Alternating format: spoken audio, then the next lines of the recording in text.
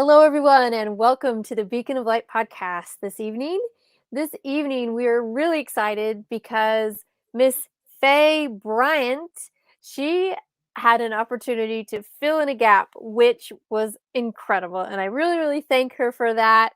And tonight we're going to be talking not just about one book, not even two books, but three books because she is a 5-time author and we really want to showcase all this incredibleness. So, Faye, I'm going to put us away and we're going to come right back up with this intro. Here we go. Okay, well, maybe if I hit the right button, whatever. I'm April Tribe Juke.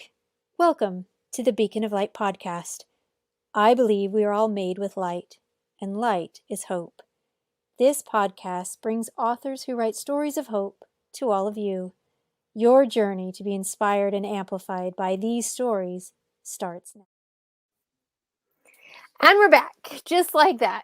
So, welcome everybody. We're really excited. We have an awesome Facebook user. Facebook user, hit that button. Let's see who you are. We're so glad that you're here. Everyone coming on live tonight. So, Faye, I am broadcasting from Twin Falls, Idaho. And Faye, where are you broadcasting from this evening? I am in Townsend, Tennessee, just outside the Great Smoky Mountain National Park. Wow, so that's where all those amazing pictures are. If you're right outside of that park, that is incredible. So, jelly, a little bit jelly there. So excited. And we're thrilled that you're here this evening with us. So, Miss Faye, she is a 5-time author, and we wanted to focus in, like I said in the intro, not just on one or two, but three, count them, 3 books that she has written. And it is fantastic. Good morning from Australia. We are so glad that you are here and welcome. Faye has done some incredible writing, and a lot of this has come about from different aspects of her own life, as well as from those generations gone on before and brought forward. So, Faye, share with us a little bit about your inspiration to start writing. The first time I was ever told I should write was an exit interview when I left the employment at Walt Disney World. Apparently, I wrote a lot. But back in 2009, I was prompted to write a book based on the conversations I was having with God each day. And then I would just go do the rote in the shower thing and then thinking about those things. And then I would say when I got out, well, Lord, you really need to have somebody write all this stuff down. And one day he made it evident that that was going to be me. And so I wrote Ramblings from the Shower. And then, and really in actuality, the Grandma, Mom, and Me saga started then because I thought that was the book I was supposed to write at that point. But I could not get a grasp on writing fiction for anything because I was supposed to do Ramblings first. So the thing about the Louise and Elaina and Beth, the 3 books of the Grandma, Mom, and Me saga, is that I was looking at the lives of my grandmother and my mother and myself, and I saw like this thread that went through each life of things that happened, not so good things that happened, and some of the good things that happened, but essentially the faith that ran through them all. And it was like, this story needs to be told. So I finally did that. Wow, incredible. And I love how it is based on real experiences, real life, even real people, and put into the fictional world so that we can all just start to dream and capture what it is to really live by faith.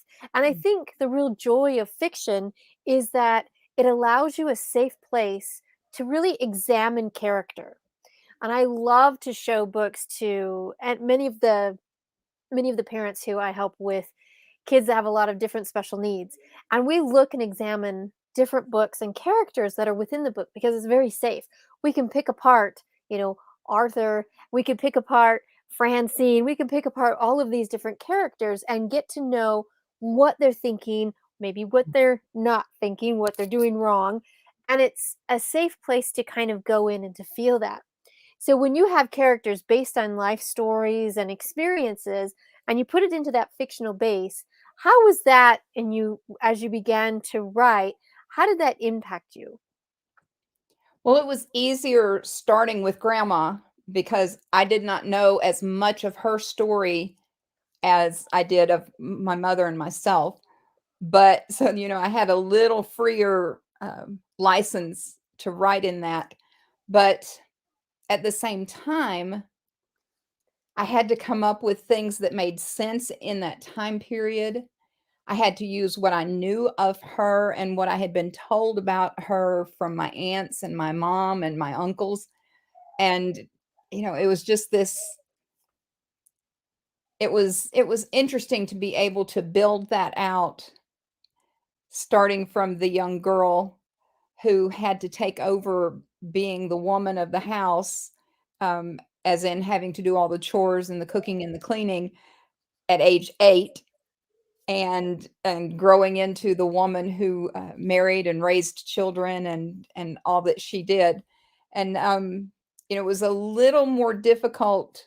I don't know, really difficult. I tried to not name names and really name places. I mean, you can tell that, well, I did name Detroit because, I mean, that's just a big city. But some of the places, like in Florida, I didn't name the cities, but I kind of gave you the area. And so you can see the area more than thinking about where that place on the map is. And I wanted to allow imagination to continue as you read. So I have to say the hardest one to write has been the one that releases at the end of the month, and that's the one about me, Amazing. And the one about you, you've named it Beth, right? right? And so Beth comes out on September 30th. So y'all start ordering those pre-copies, right? And make sure you order after. And if you get one, you make sure to leave her a review. I don't want you to come back in here. I mean, you need to go give her a review because that's really important to put the information out there. We've got a fantastic person here from Australia who's saying good morning, good evening, and she loves your books, Faye. So you make sure that you put this down and you give her a great review for Beth. So in writing the story that is so close to your heart and kind of, altering it to be the fictional place, what was the struggle? What was the greatest struggle for that for Beth?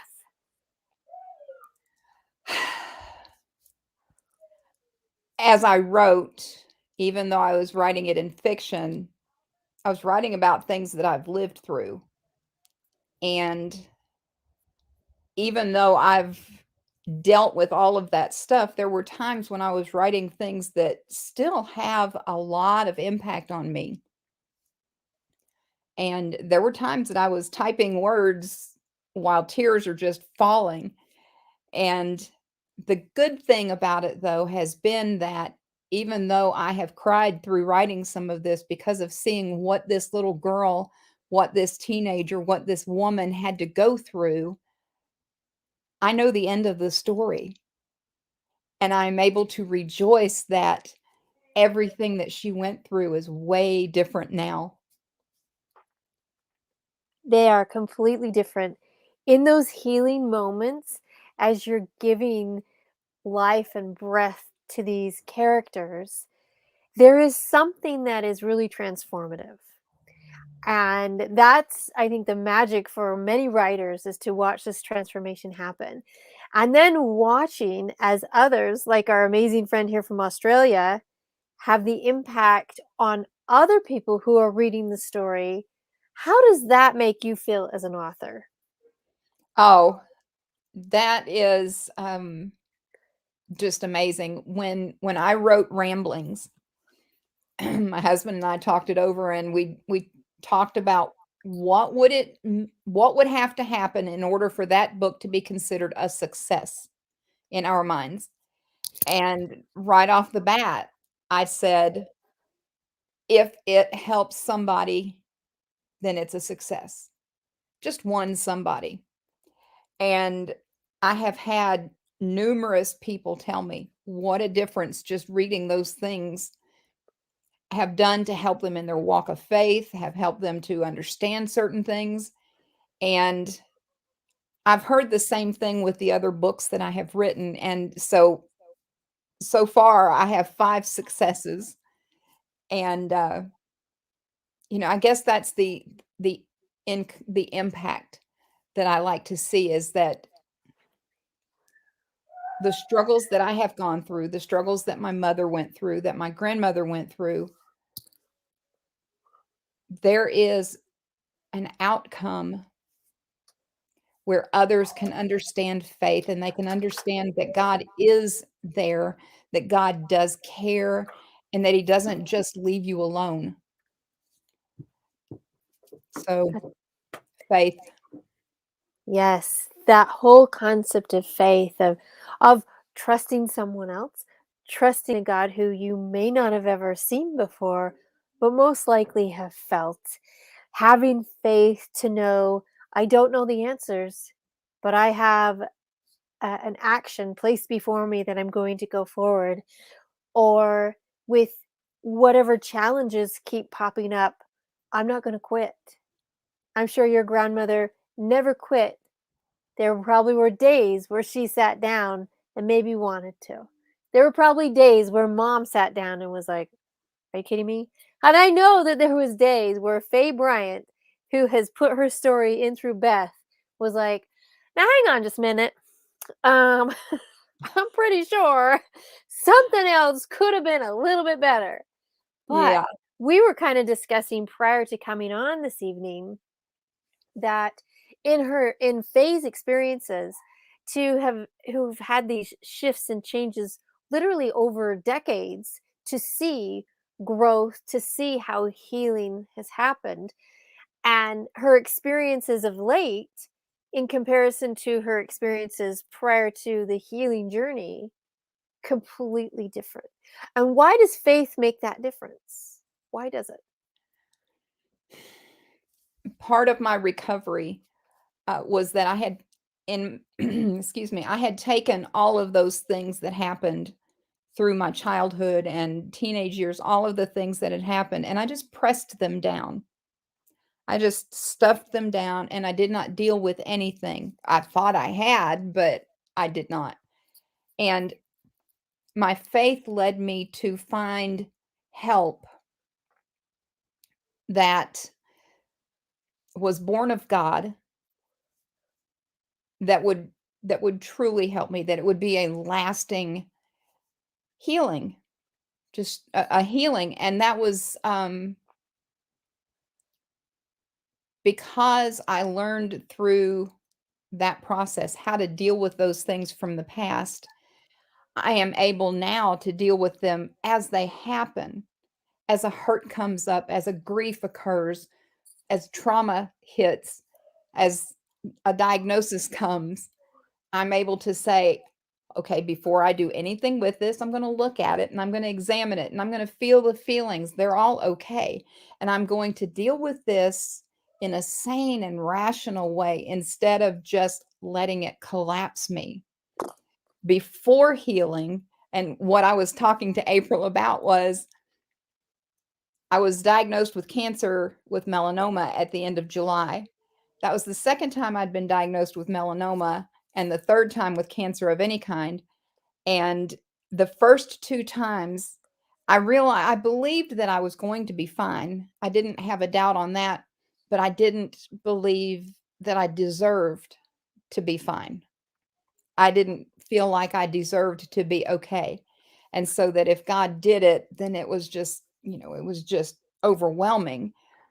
This time, when I heard the diagnosis and I just started declaring that I was fine, that the cells were gone, but I followed the process of taking care of everything, but I felt like I deserve to be okay.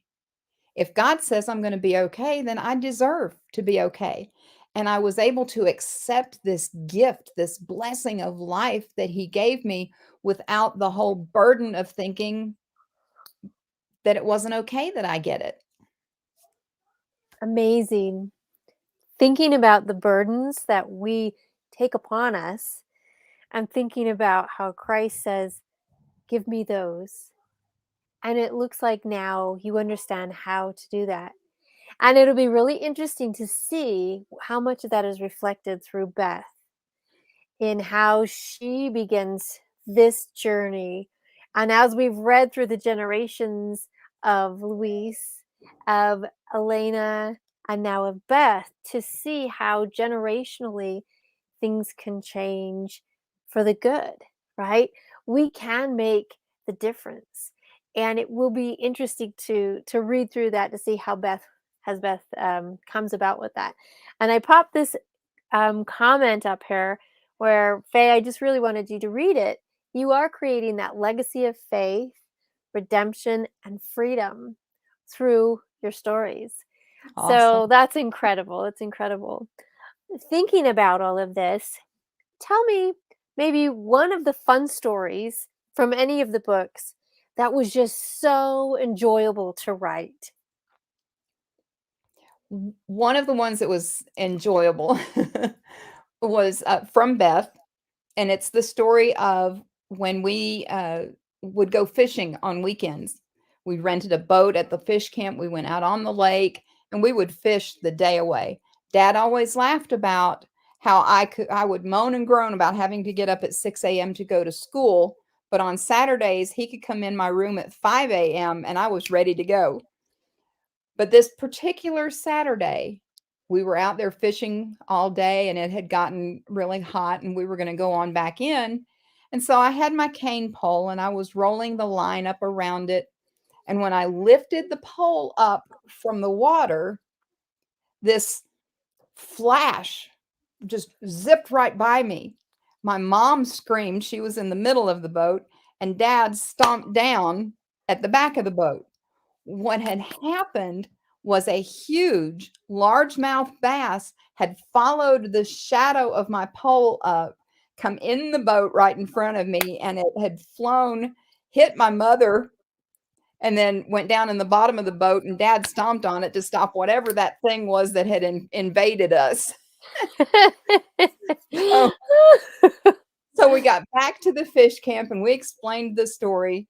And on the following Monday, the man at the fish camp on the fishing report on the radio talked about how Giggling Gertie, that was his nickname for me, had giggled a 3.25 pound bass into the boat on Saturday. Wow, 3.5 pound bass. Well, some get really lucky.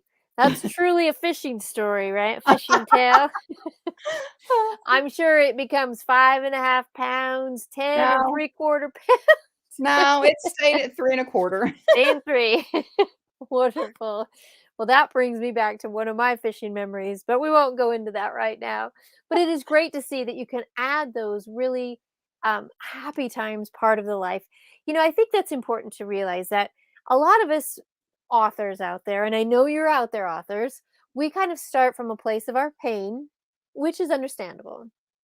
And yet, what we want to bring in is hope.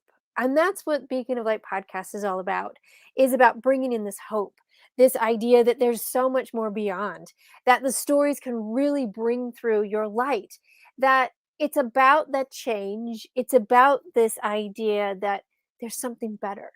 I saw a quote today that said, whatever the struggles and pain you've ever been through, guess what? Somebody else has probably written a book on it. And now that's the survival guide. So I'm thinking, yeah, that's probably true.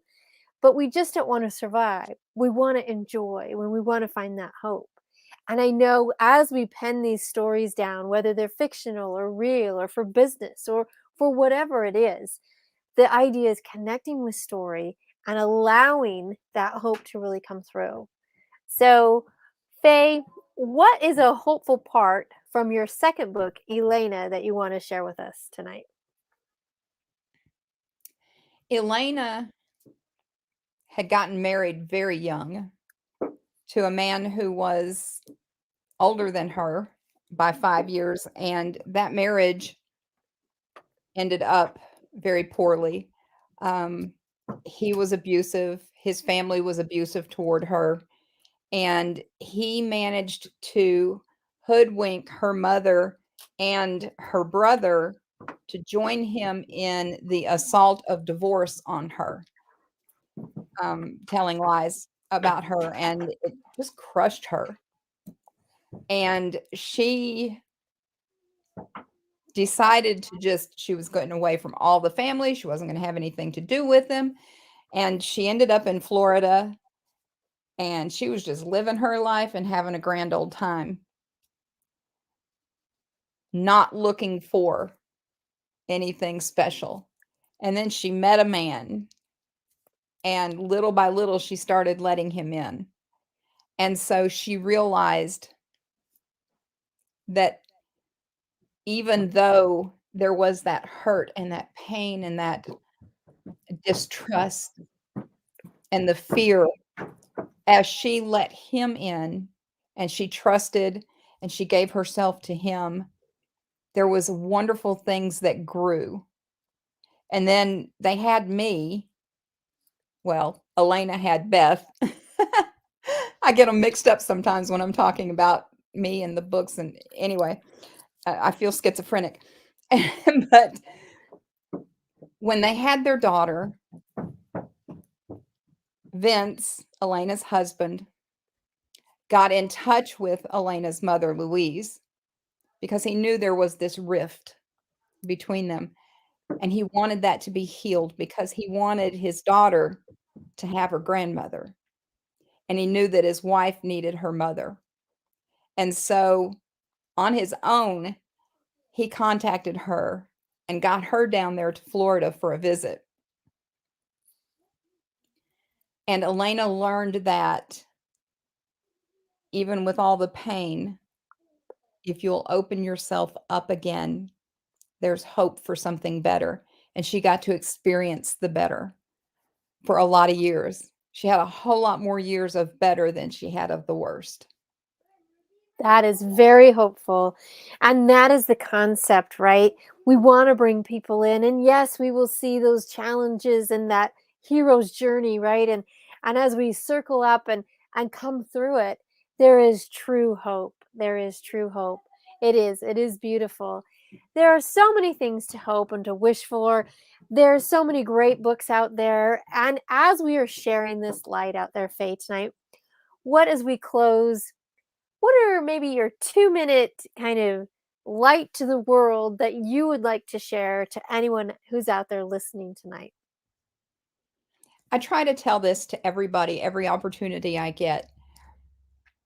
So many of us who have experienced ugly things in our past and in our life, like what I did with the cancer, think that they're not worth anything. They think that they don't deserve anything. And unfortunately, this is a big thing in the church, in the body of believers, in those who call themselves Christian. And it ought not to be. And I have this message for everyone, is that God calls you a masterpiece. Now, that's not just saying, okay, he's calls me a masterpiece. That's okay. Is that like the crayon drawing on the refrigerator? No, no, no. He said masterpiece. Masterpiece is the best work of the artist. It is the piece of art that is then placed in a special place, usually on a wall, on a focus wall, where it can be lit properly and it can be hung with just the right angle, and it can be viewed by any who come near, and it can be pointed to say, this is my best work. And this is what God calls us. This is in Ephesians 2. He says that we are his workmanship, his masterpiece, so that he can show others his glory. So you and I and every one of us who are believers can share ourselves knowing that God sees you as his masterpiece, his workmanship, his very best work. And you can live in that truth and realize that You are unique. You do have a purpose, and that purpose will have a message that points to God every single time. He's using you to show off his glory. Beautiful. Well said. Looks like that masterpiece is really coming about. We have an opportunity to believe in that, to flow with that, and to see what can happen through it. Faye, you have been a joy to be here with tonight. Everybody, please go look for her work on Amazon. It is incredible. You've seen on the ticker running down here the name of her 3 books that we've highlighted this evening: Louise, Elaina, and soon Beth on September 30th. So please get those reviews in for her. Show her that you care. And thank you so much from people in Australia, from over in Ohio. Hello, Jan. We're so glad that you were able to be here and to join this evening. Faye, a beautiful evening, and we hope that all goes well and healing continues for you. Yes. Wonderful. We'll see y'all later. Bye, everybody.